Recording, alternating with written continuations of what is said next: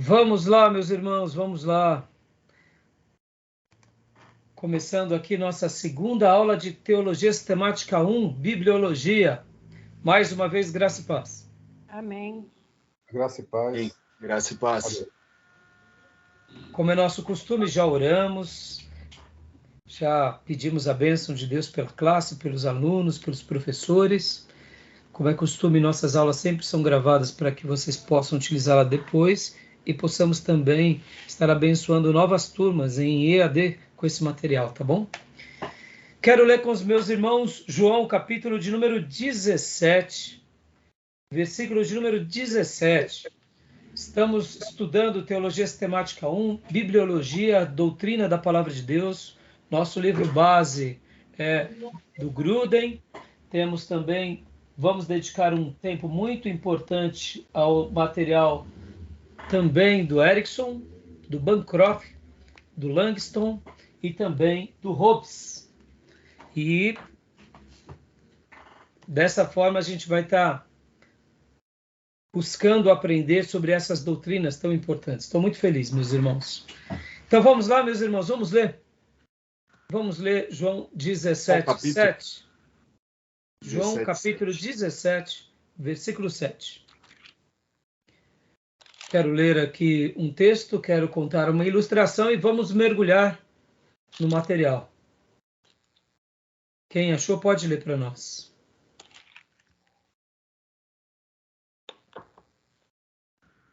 Amém. Agora eles reconhecem que todas as coisas que me têm dado provêm de ti, porque eu lhes tenho transmitido as palavras que me deste, e eles receberam, e verdadeiramente reconheceram que sai de ti, e crerão que tu me enviaste.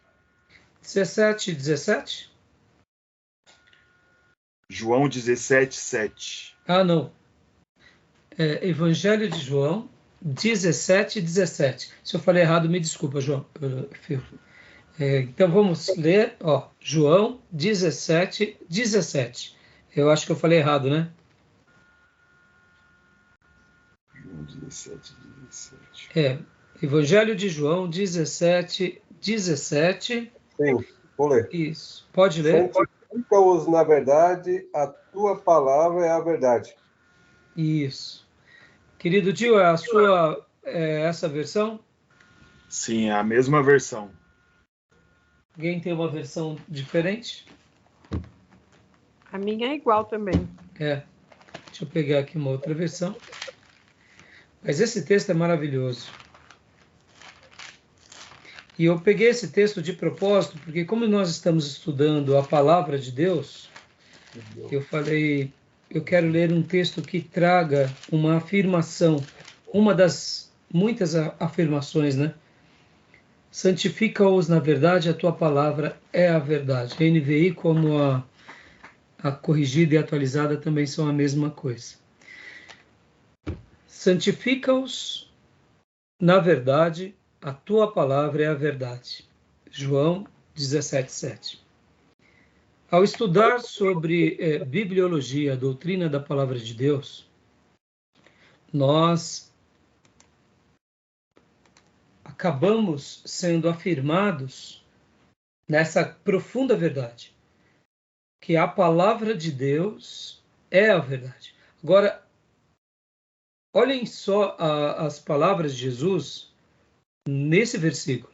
Santifica-os na verdade. Fazendo aqui uma lição de casa muito rápida. A palavra santo ou santidade, no original, tanto no grego quanto no hebraico, a sua raiz é separado. Então, em outras palavras, aqui o Senhor está dizendo em trocadilhos, separa-os na verdade. Separa-os para a verdade. Porque a palavra santifica-os, na realidade, ou a própria palavra santo, é separado. Tem a ver com deslocamento, tem a ver com aquela ideia do puro e do impuro. Eu me desloco, eu saio da onde está errado e vou para onde está certo. Eu saio da escuridão e vou para a luz. Eu saio da mentira e vou para a verdade. E aqui na oração sacerdotal de Jesus, Jesus está dizendo falando ao Pai, santifica-os na verdade, dando essa ideia não apenas de purificação, mas de separação. Logo, é uma separação que nos leva à santificação, e a santificação que nos leva a uma separação, e dessa forma vamos nos consagrando na verdade. Por outro lado, ele mesmo conclui: a tua palavra é a verdade. Olha que lindo, irmãos. Pensem um pouco sobre isso. A palavra de Deus é a verdade. Não é mais uma verdade. Não é mais uma entre muitas verdades. Ela é a verdade. Assim como também Jesus, falando dele próprio, ele disse que eu sou o caminho, eu sou a verdade e eu sou a vida, e ninguém vem ao Pai a não ser por mim. Jesus, quando ele faz essa autodefesa, mostrando que ele é o caminho, que ele é a verdade e que ele é a vida, ele não dá uma ideia para nós errada, no sentido de que ele é mais um caminho, mais uma verdade, mais uma vida. Ele diz que ele é a vida, ele é a verdade, ele é o caminho. E agora Jesus também, citando essas expressões, e nessa oração, ele faz essa afirmação, e João, o apóstolo, registra, onde ele dizia que a palavra de Deus é a verdade, e o próprio Jesus estava dizendo para o Pai, separa-os nessa verdade. Fazendo aqui um trocadilho que é muito pertinente no apóstolo João, ele sempre vai trabalhar muito com essas comparações, com esses dilemas. Trevas, luz, mentira, verdade, lobo, pastor, lobo, ovelha.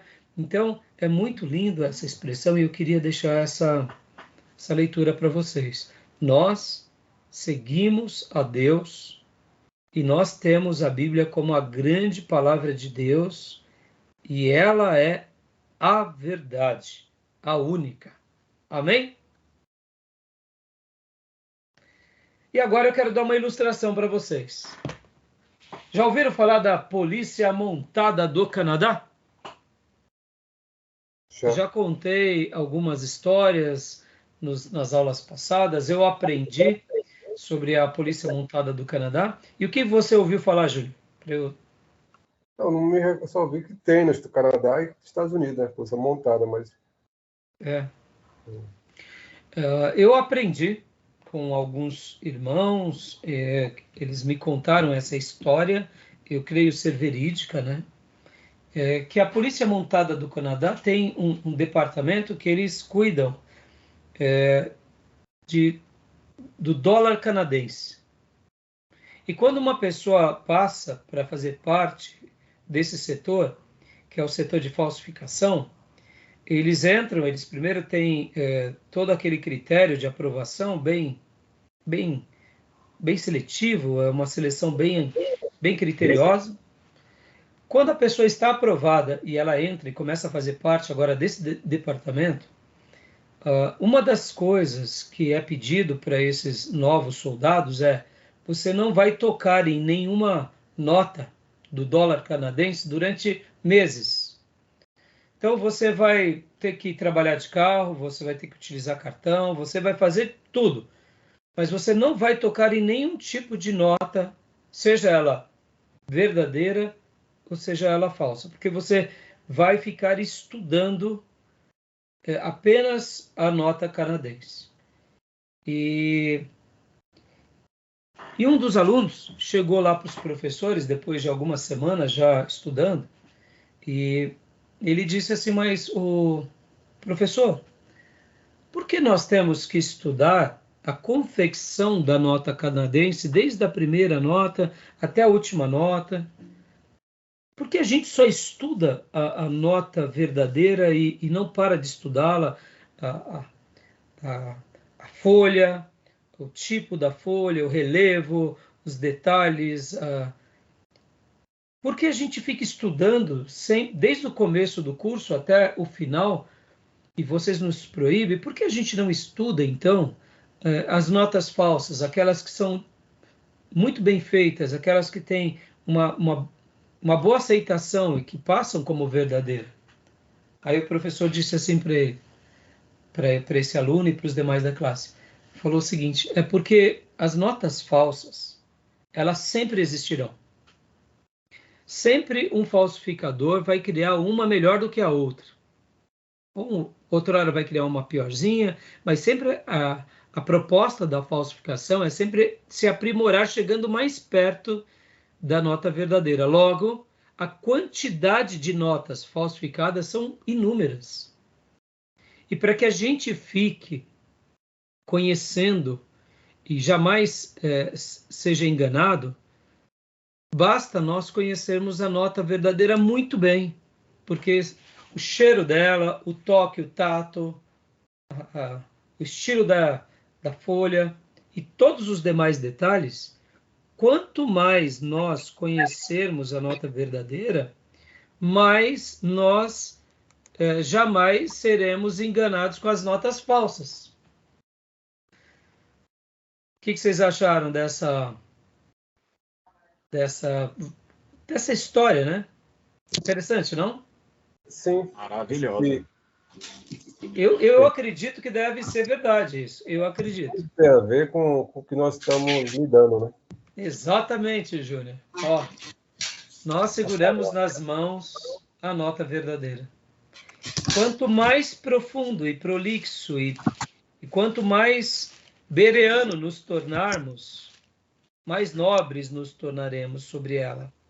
Nós não precisamos estudar as religiões que já existiram, que existem e que existirão, porque sempre o diabo ou ele vai tentar levar o ser humano para um outro caminho, ou vai tentar alterar a nota verdadeira.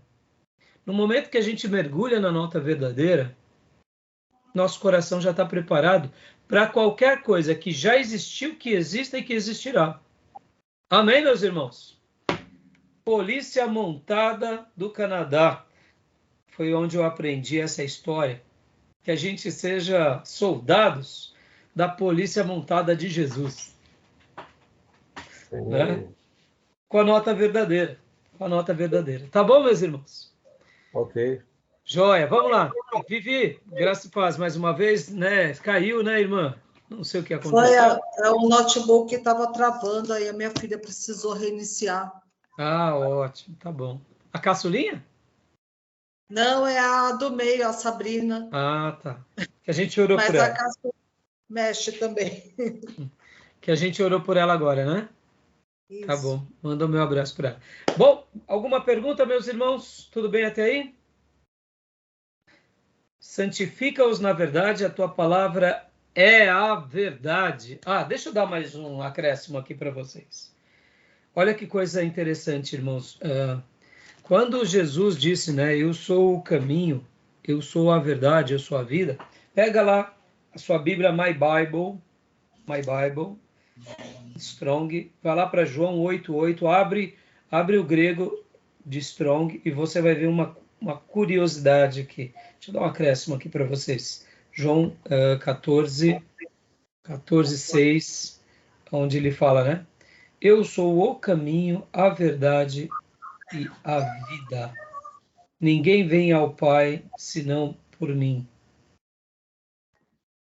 Então, olha só que coisa linda, irmãos. E aqui também, mais uma vez, João 17:17.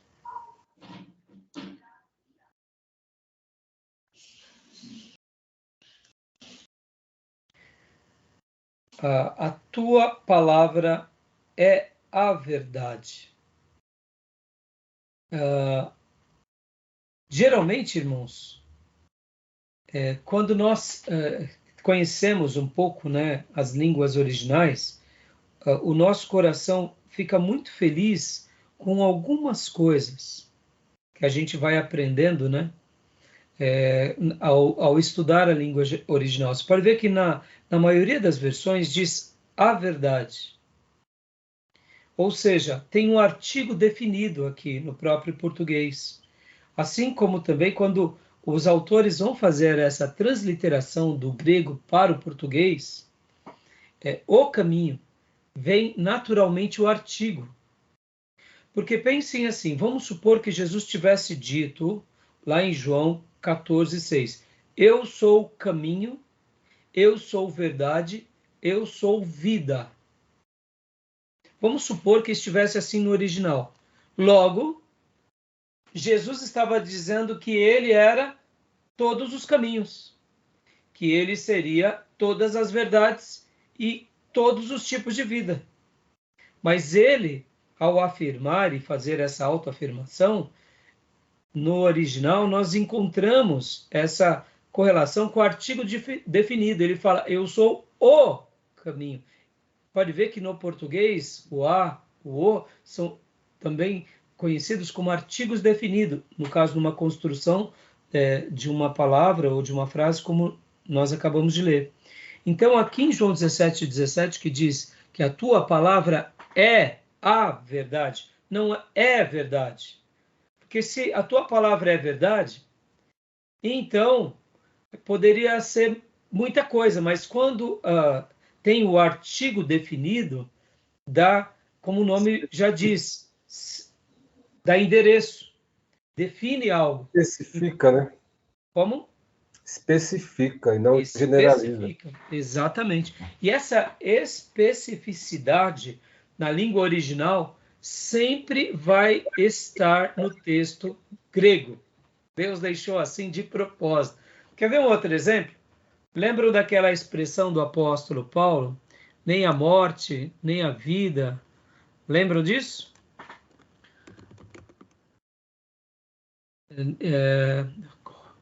Texto é Romanos 8, Lembro.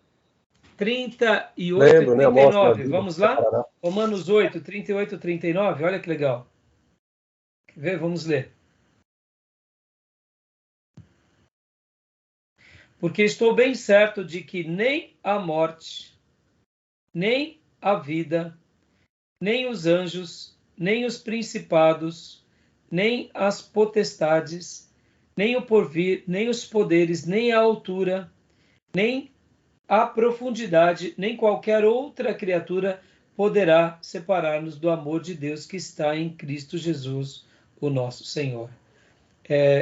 Há algo bem parecido com o que eu acabei de dizer para vocês sobre essa questão dos artigos definidos.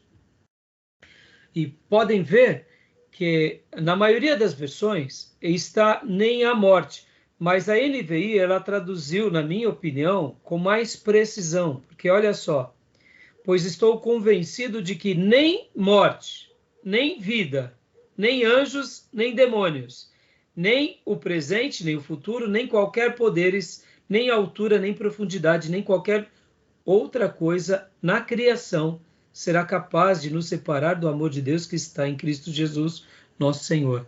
Ou seja, dando essa mesma ideia que eu acabo de dizer, de forma mais abrangente. Porque, olha, nem morte. Que morte? Qualquer tipo de morte. Não é a morte. É qualquer tipo de morte. Nem vida. Ou seja, qualquer tipo de vida. Nem anjos.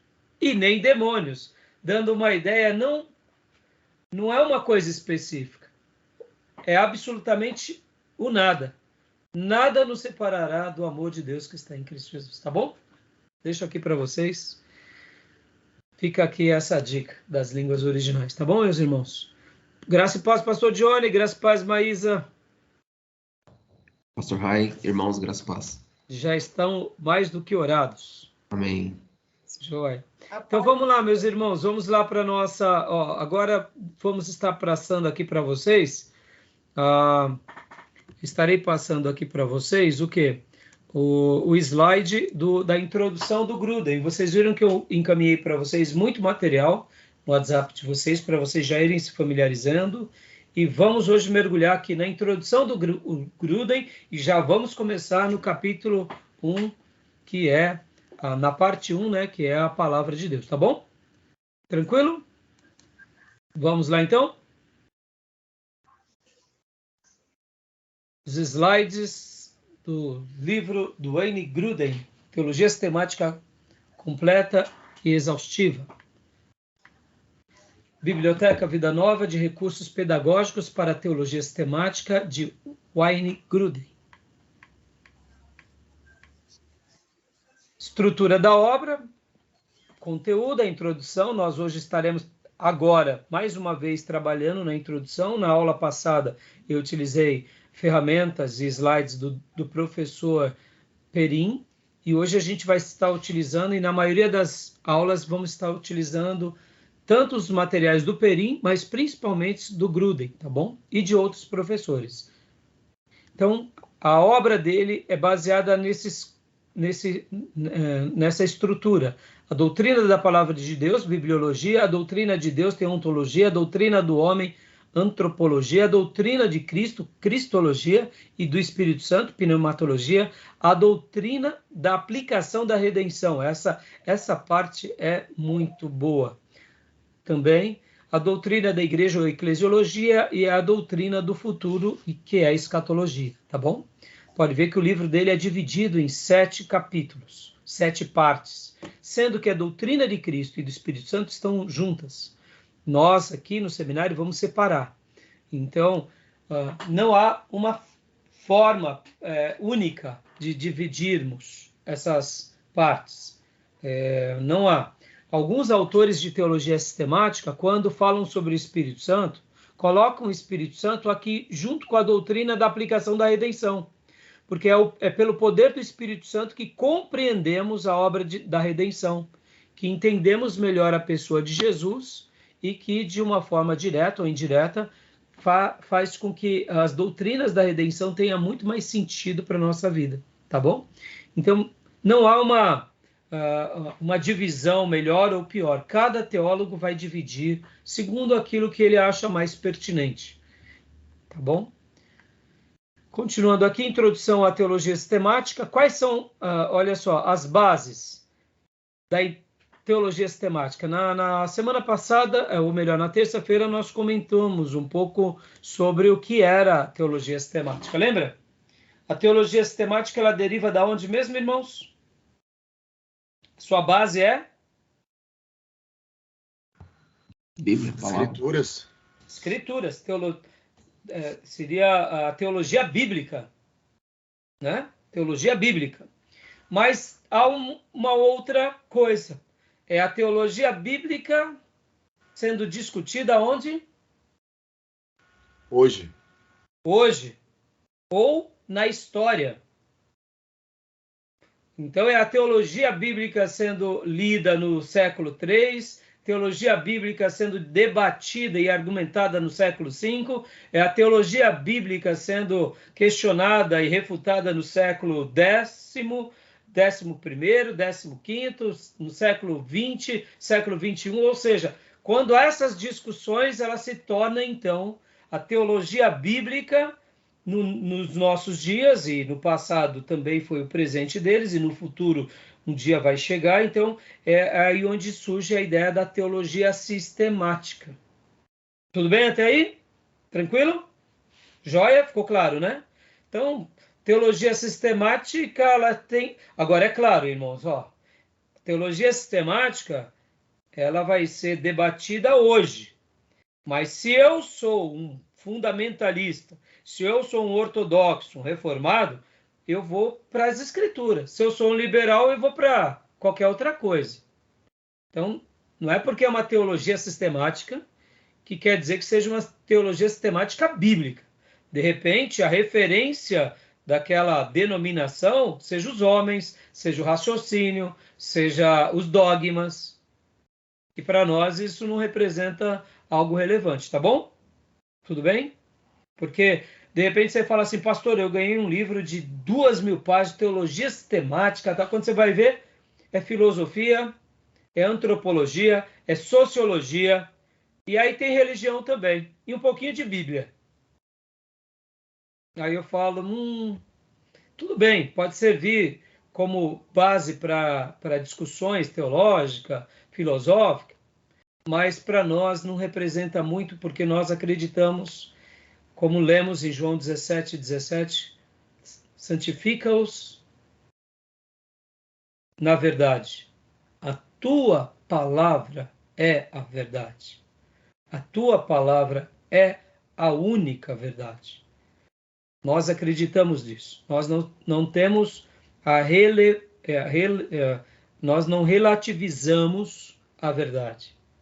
Para nós, ortodoxos, a verdade não é relativa. Ela é absoluta, ela é concreta. Você pode sim dizer que existe verdade e existe mentira. Nós não temos aquela ideia, o que é verdade? Vamos relativizar, ter essa ideia de relativizar a verdade. Não. Para nós, a verdade é a verdade. Ponto final. O que é a verdade? A Bíblia é a verdade.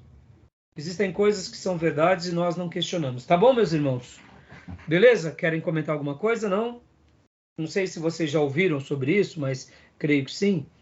Uma das grandes questões da pós-modernidade é o relativismo.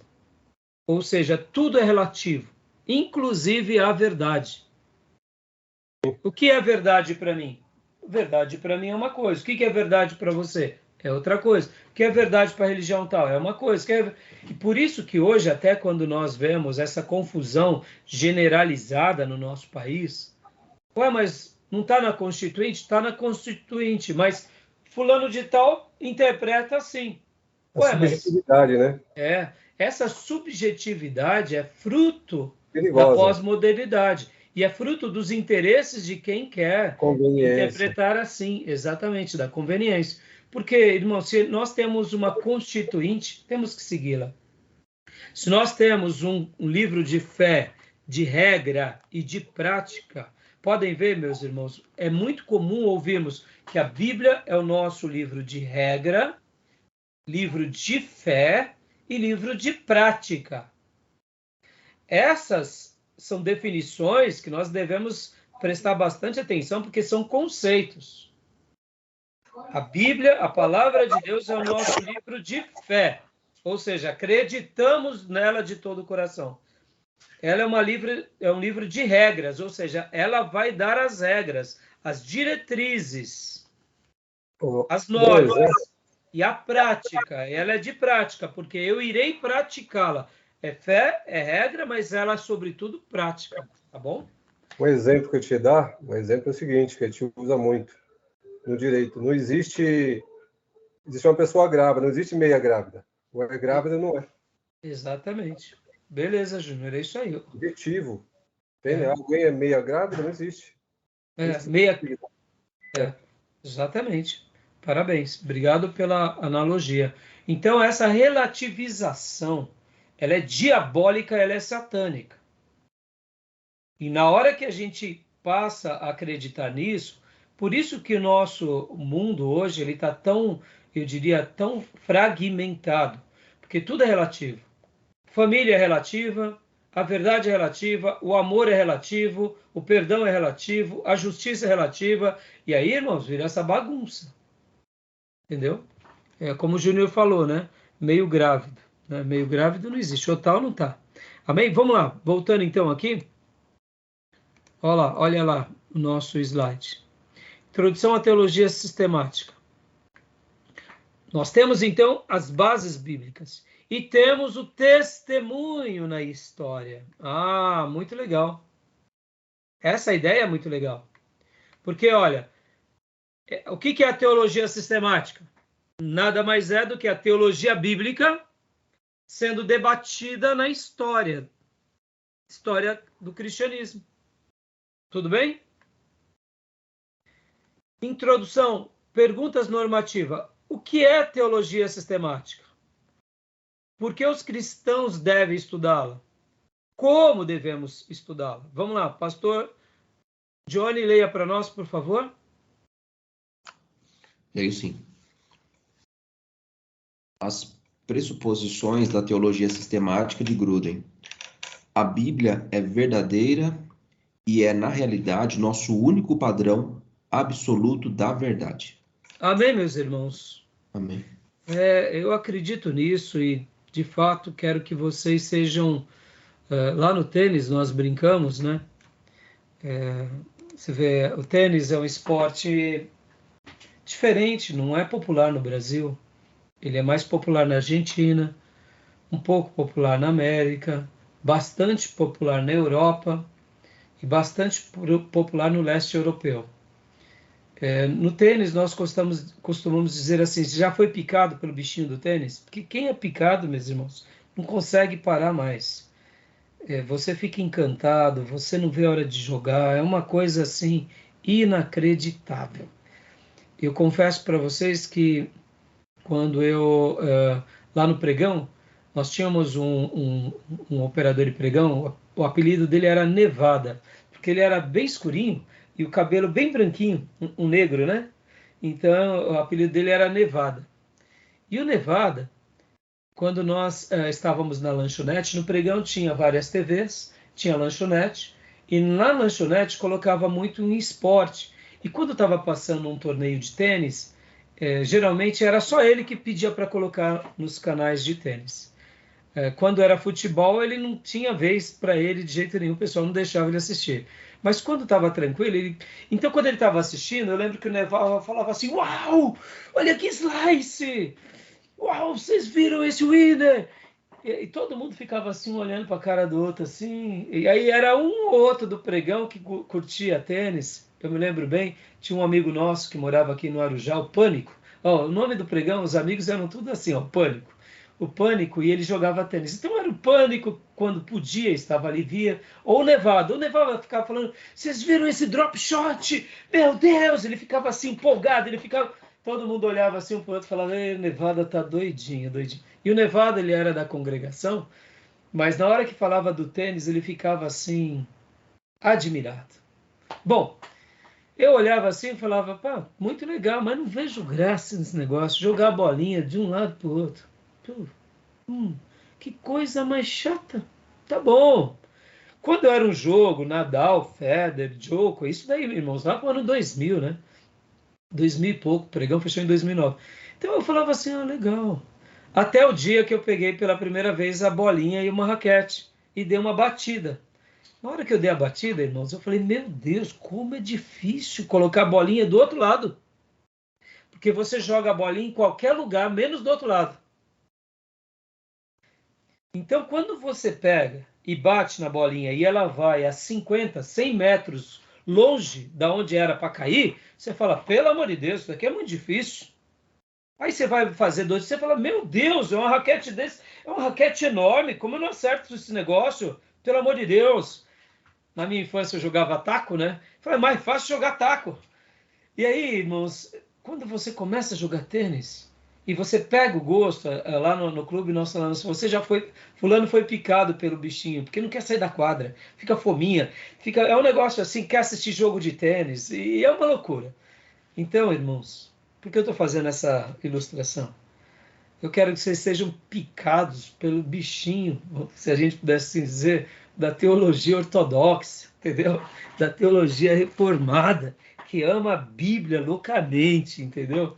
Eu sei que vocês já foram, mas faço essa analogia, porque como a gente acabou de ver aqui nesse slide, né? A Bíblia é a verdade e é, na realidade, o nosso único padrão absoluto da verdade. Amém, meus irmãos? É tão simples isso, mas hoje a igreja está sofrendo desse mal. Os irmãos estão indo para a igreja para ficar rico, outros estão indo para a igreja para ser famoso, para ter visibilidade, para ter notoriedade, outros porque já se tornaram ricos, então eles se sentem os todo-poderosos do Evangelho. Não, nós estamos aqui para adorar a Deus, para amá-lo e para servi-lo na palavra, ponto final. É sobre isso, é sobre isso. Então, que Deus nos ajude. Que Deus nos ajude a acreditar nesse livro e amá-lo, tá bom? Tá joia, meus irmãos? Bom, quem um dia quiser conhecer lá o clube, eu mostro para vocês. E aí só não reparem quando vocês verem um pastor tão empolgado, correndo atrás daquela bolinha. Porque além de exercício, é terapêutico, é agradável. Olha, meus irmãos, é um esporte maravilhoso, tá bom? Claro, Nada se compara à Bíblia, claro. Mas eu fiz a comparação aqui porque quando uma pessoa começa a jogar tênis e ela não foi picada pelo bichinho, ela para. Ela compra raquete, compra tênis e depois tudo embolora. Mas quando a pessoa é picada, ó, ela não para nunca mais, né? E só para vocês terem uma ideia, fiquei sabendo recentemente que os estudiosos do esporte e da saúde dos idosos dizem que um dos esportes que de melhor saúde para as pessoas de idade é o tênis, porque você exercita o corpo de forma aeróbica, você movimenta todo o seu corpo e você também força o quê? Você força o cérebro, porque enquanto vem a bola, você já está pensando aonde eu vou lançar essa bola, o que eu vou fazer com ela, qual vai ser o golpe. Ou seja, é uma atividade cerebral e motora. É interessante, né?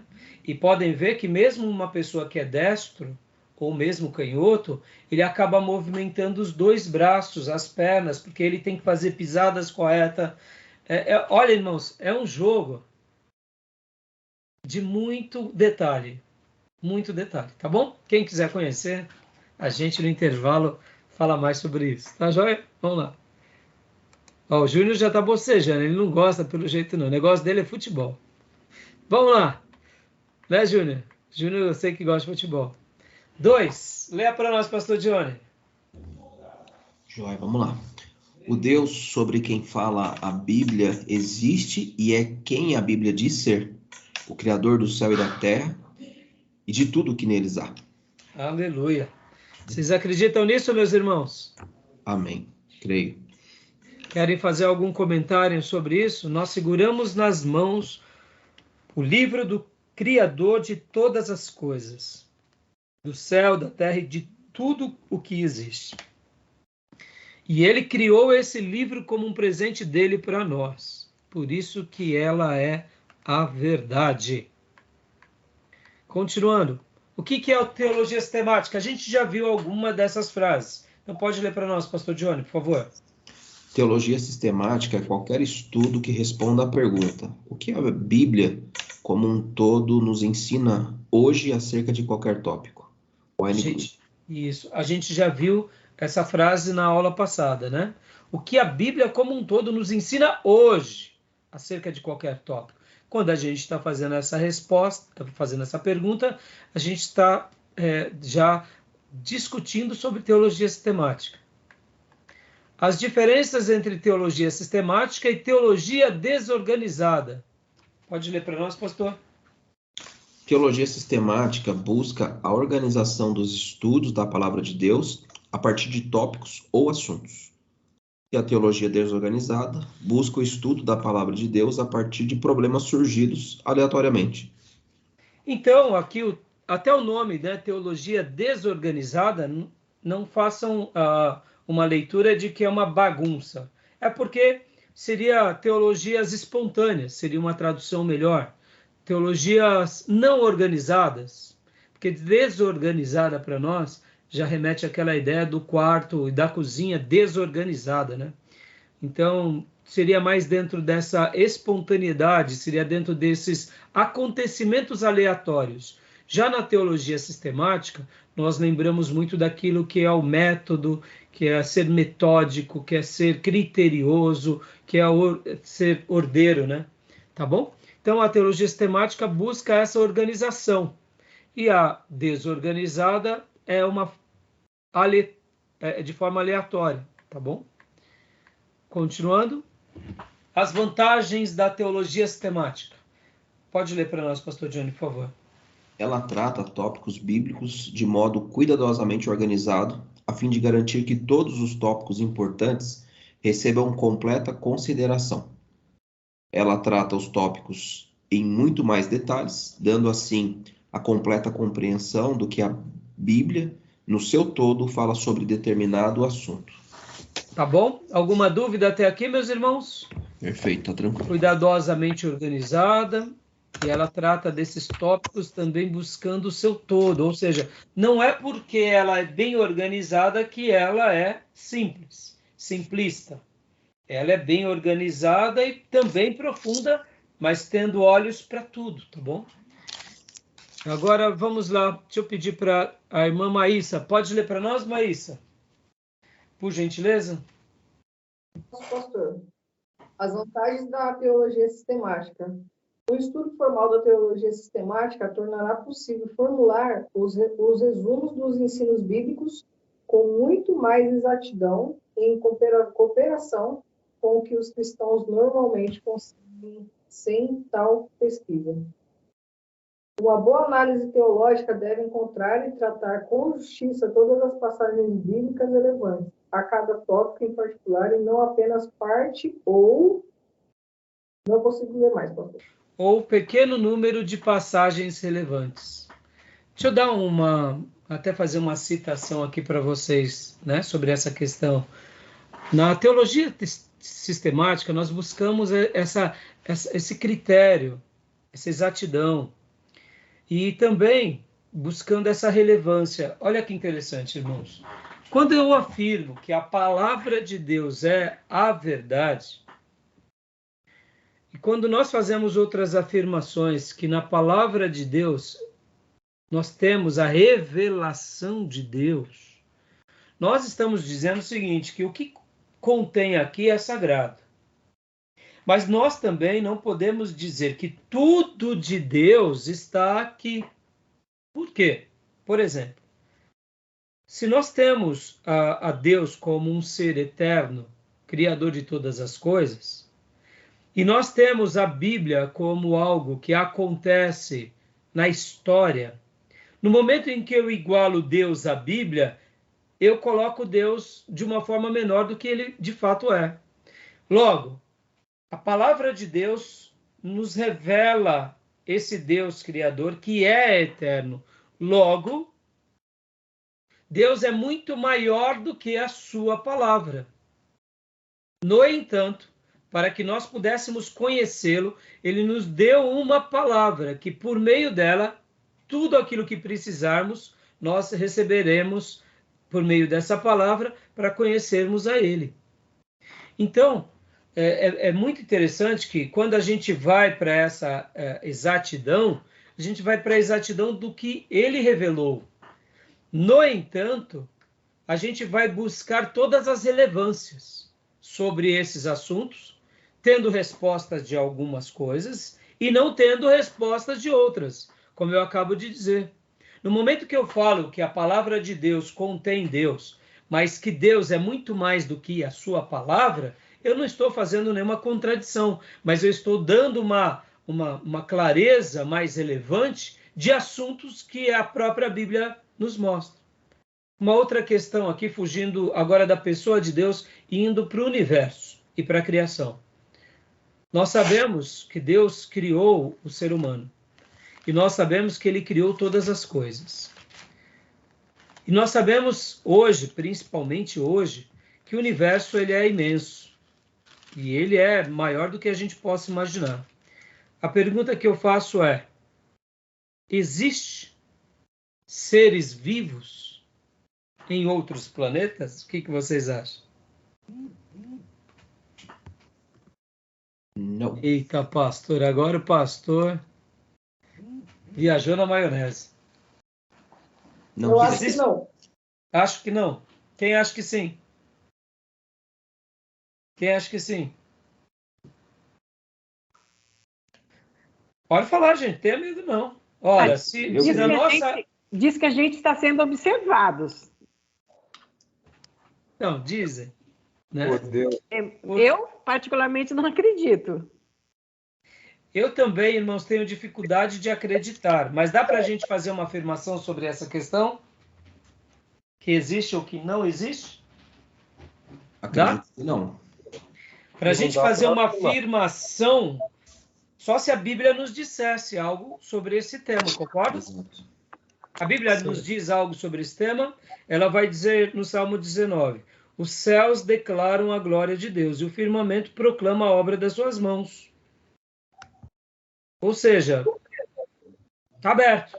Indo para aquele texto ali, acho que é Deuteronômio, fala: as coisas em relação para vocês, vossos filhos, há outras coisas que a gente não são reveladas aqui, porque é só Deus sabe, só Ele que criou, a gente pertence a Ele. Exatamente, é um mistério, né? Se está lá, existe, não tem função para a gente. Aqui, e agora, partindo de um pressuposto, fazendo aqui até uma ponte para os cientistas. Quando os cientistas estudam o ser humano e os seres vivos no planeta, olha que interessante. Há uma quantidade absurda de seres vivos no planeta. Quando a gente fala seres vivos, é desde baleias até micro-organismos. São seres vivos. Então, a quantidade de seres vivos no planeta Terra é absurda. É absurda. E de todos os seres vivos, só um que tem inteligência, que sabe discernir entre passado, presente e futuro. Interessante, não? E segundo alguns cientistas e matemáticos, eles dizem o seguinte: olha, pode até existir seres vivos, possivelmente não serão inteligentes. Interessante, né? Porque só na galáxia, na nossa galáxia, já é um mistério. Até hoje a gente não sabe dizer se existem seres vivos na nossa galáxia. Tá. Mas se existirem, possivelmente serão amebas. Ou seja, seres que não são inteligentes.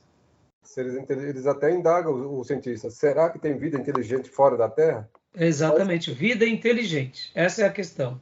Agora, vamos lá. Quando a gente vai falando e especulando, anjo é um ser inteligente ou não?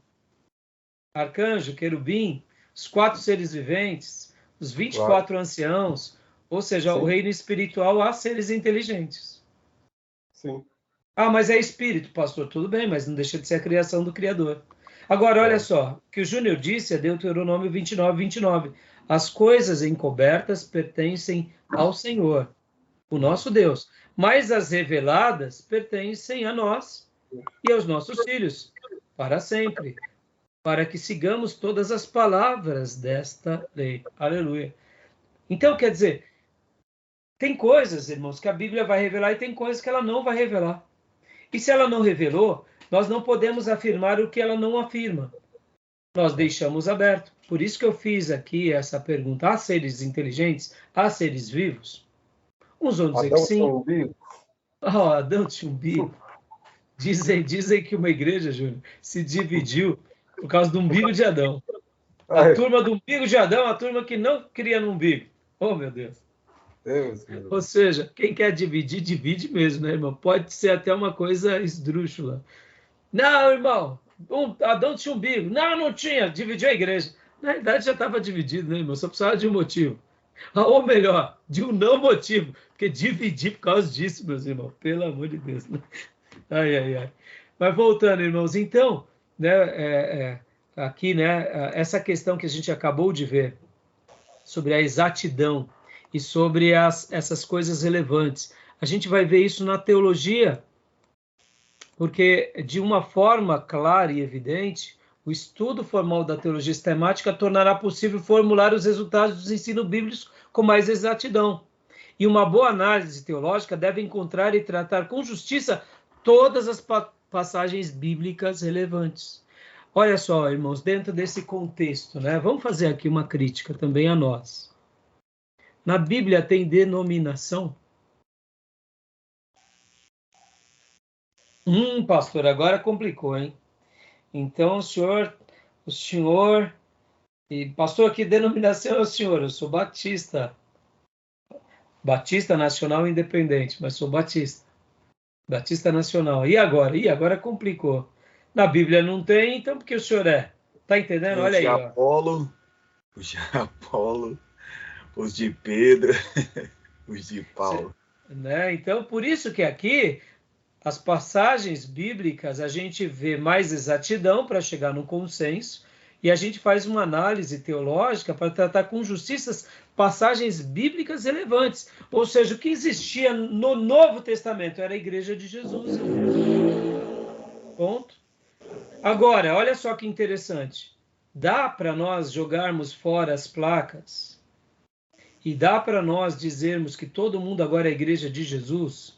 Isso seria hoje melhor ou pior no contexto em que vivemos hoje, de igreja brasileira, de igreja do século XXI, do ano de 2023, sem uma perseguição, ia virar uma bagunça, concorda?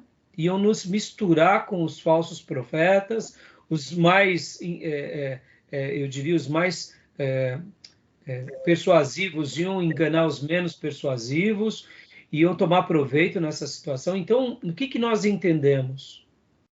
Que a denominação, ela nasce na história da igreja, e ela nasce de forma aleatória, e ela não tinha nem o propósito de nascer, mas nós entendemos que ela nasce não como um dogma a ser adorado, mas como algo para que a gente conserve de uma forma onde a gente tenha saúde, para que a gente possa fazer um trabalho, deixar um legado para abençoar um povo e a posteridade.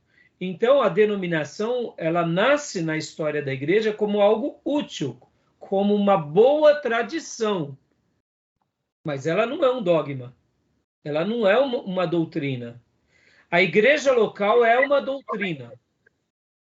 A denominação, ela é uma boa tradição a ser conservada. Porque o apóstolo Paulo, quando ele escreve as suas cartas, ele vai falar sobre as boas tradições. Ele diga, sigam as boas tradições. Ali fica aberto que existem boas tradições que a gente pode conservar. E existem tradições que é ruim. Agora, o problema nosso é quando a gente começa a colocar uma boa tradição em pé de igualdade com a Bíblia, ou até acima. Podem ver que, em nome da denominação, hoje a gente tem a denominaciolatria. Depois que você veio para essa denominação, depois que você veio para essa igreja, Jesus trabalha. Porque na outra Jesus não trabalhava. Entendeu? Querer vincular a Bíblia, né? Hã? Querer vincular a Bíblia. E agora, só faz isso quem não conhece Bíblia, ou quem não está aberto ao quê? A essas discussões de todas as passagens bíblicas relevantes de forma justa. Porque o fato de eu argumentar que a denominação não está nas Escrituras não nos inferioriza e nem gera em nós um pecado, porque o pecado está em idolatrarmos a denominação. Então, percebam, irmãos, a teologia sistemática ela vai trazer essa exatidão, ela vai trazer essa busca mais detalhada, mas ela vai trazer essa honestidade também nas passagens mais relevantes e, ao mesmo tempo, para que a gente tenha uma resposta. Como eu disse agora, já fiz a pergunta e dei a resposta. Qual é o problema da denominação? Nenhum, pelo contrário, ela se torna útil. Hoje, por exemplo, nosso prédio, a nossa igreja, tudo que temos, o seminário, é tudo patrimônio da Igreja Batista Missionária em Ferraz de Vasconcelos. Eu, como diretor da igreja... É uma denominação, um endereço, um local. Um endereço, são bens, né? Eu, como líder da denominação, respondo juridicamente, mas não está no meu nome. Eu sou representante legal, mas tudo isso que temos é da igreja, ou seja, então não tem nenhum problema. Até porque, irmãos, quando vier uma grande perseguição sobre a igreja, os prédios ficam, os bancos ficam, os bens ficam. E quem sobra é os lavados e remidos no sangue do Cordeiro. Mas enquanto não há isso, a gente vai construindo escola, vai expandindo o reino, vai fazendo projetos, vai criando igrejas, tá bom? Porque é útil e bom. Joia, meus irmãos? Nem o cristianismo Jesus criou. Como? Nem o cristianismo Jesus criou. Jesus não criou nenhuma. Foi chamado cristianismo de forma pejorativa. Sim. Na realidade, você pode ver, né, Júnior, que a palavra cristão nasce na Antioquia da Síria. Aonde, pela primeira vez, eles foram chamados de cristãos, que significa... Tá sem áudio, pastor Johnny. Pequenos cristos. Pequenos cristos. Obrigado, pastor Johnny Gil.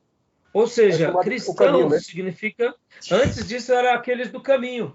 Ou os da Galileia. Ou os nazarenos. Eram conhecidos como por apelidos, né? O caminho, né? Caminho. O caminho, os judeus chamavam o caminho. O caminho, porque Jesus dizia que ele era o caminho. Então, eles falavam, os da seita do caminho. Seita do caminho. Agora, olha que interessante. Na cosmovisão de Jesus e dos apóstolos, eles estavam expandindo o reino de Deus. O mesmo reino que Abraão começou, que Moisés começou, que Davi começou, que os profetas Elias e Eliseus deram continuidade, que os demais servos de Deus no Velho Testamento, e agora chegou João Batista e Jesus, e eles continuam. Então, nascem os apelidos, e vocês vão aprender isso em História da Igreja, que os apelidos e as denominações geralmente nascem em virtude dessa questão mesmo. Por exemplo, irmãos, por que nós ouvimos o termo puritano? Porque era apelido pejorativo. Os purinhos. Aos purinhos. Wesley Whitefield e o irmão de Wesley, eles faziam parte do Clube dos Santos. E por que virou Clube dos Santos? Porque são os santinhos. Eram pejorativos. Os pietistas, os pietistas, vem de piedade. Eram os quaker, né? Sim, os quakers, os anabatistas. Anabatista. Aná no grego é uma preposição, que é de novo. Anabatista, eles se batizam de novo. E aí depois na história vem a igreja batista, porque eles realizavam o batismo. Então sempre foi de forma pejorativa. Interessante, né? Sim. Vamos lá. E agora, só para uma última coisa. John Wesley, por exemplo, irmão. Nós conhecemos John Wesley como o pai da igreja metodista. Mas John Wesley nunca quis criar uma denominação. Ele era o que? Ele era anglicano, irmãos. Ele fazia parte do colegiado da igreja da Inglaterra. E porque ele começa a fazer uma obra de evangelismo com tanta expressão, ele incomodou, ele foi, entre aspas, considerado, vamos supor, ele foi tipo deixado meio que de lado. E naturalmente surge o quê? Aqueles discípulos que seguem ele. Como John Wesley era metódico, nasce a igreja metodista. Entendeu? Usava os métodos. Agora, aqui até para ir na contramão das nossas vaidades. Entendam, irmãos. Para a gente criar uma denominação, ou uma igreja, tem que ser uma coisa divina, não pode ser uma coisa baseada em vaidade. Tem que ser uma coisa divina. Porque existem tantas denominações boas, a gente não precisa criar mais uma. Estão entendendo? Pensem nisso, tá bom? Vamos lá, continuando aqui, o slide para a gente ir avante.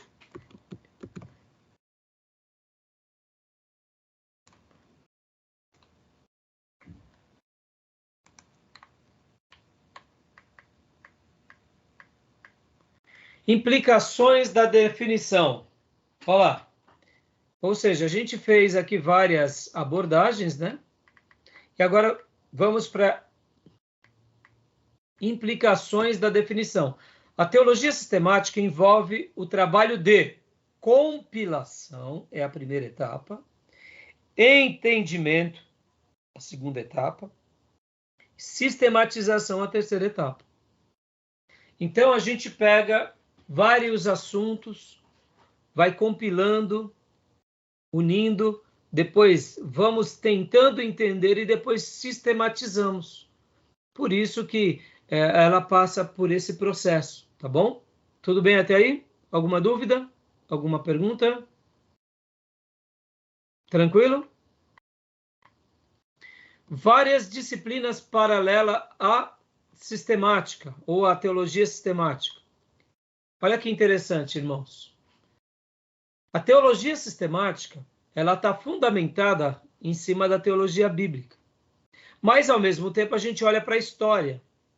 E nós olhamos para a ética e para a moral ao longo dessa história, como a igreja se comportamentou e como ela aplicou tudo isso. Ao mesmo tempo, nós também articulamos com a filosofia. Por que articulamos com a filosofia? Porque existem certos debates que vão ter cunhos filosóficos, como, por exemplo, o paradoxo de Epicuro, que o nosso querido irmão Júnior publicou no grupo, que por sinal é muito legal.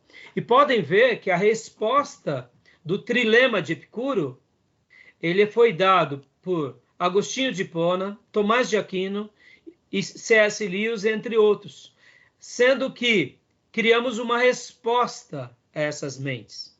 Então, a teologia sistemática, ela sempre vai estar trabalhando, eu diria, ao redor dessas linguagens e dessas teologias e desses ensinos e dessas faculdades. Por quê? Porque se ela é uma teologia bíblica, na história, ela tem que ter um cunho ético e moral. Se ela é uma teologia bíblica, ou uma teologia sistemática, que está fundamentada na Bíblia, ela vai me fazer dar defesas, razão da nossa fé. Ao mesmo tempo, ela vai estar na história, como ela se apresentou e se desenvolveu na história. E também, ela muitas vezes vai ser questionada pelos pensadores.